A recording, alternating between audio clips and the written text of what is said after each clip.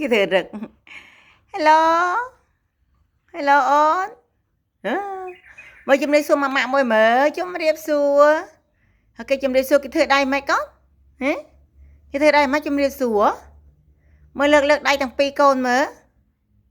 Đây thằng pi mà có.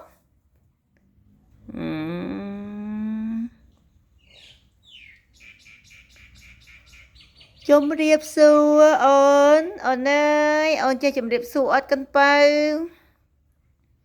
Con bao xạ chùm riêng xua mà. Con bao.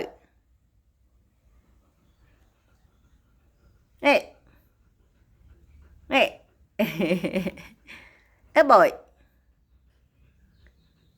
Bội ơi.